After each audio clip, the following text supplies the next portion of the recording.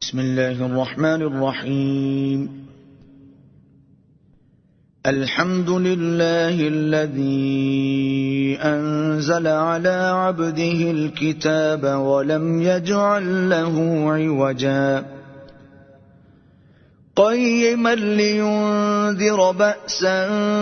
شديدا من لدنه ويبشر المؤمنين الذين يعملون الصالحات أن لهم أجرا حسنا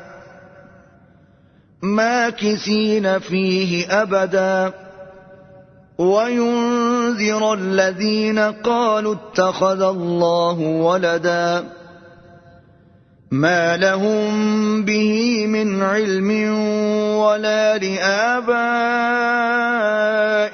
كبرت كلمة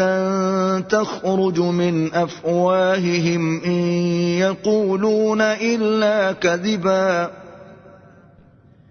فلعلك باخع نفسك على آثارهم إن لم يؤمنوا بهذا الحديث أسفا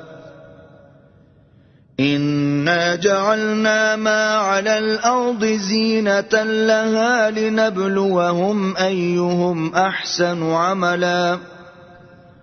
وإنا لجاعلون ما عليها صعيدا جرزا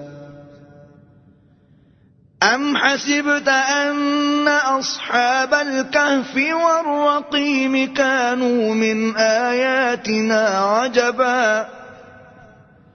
إذ أوى الفتية إلى الكهف فقالوا ربنا آتنا من لدنك رحمة وهيئ لنا من أمرنا رشدا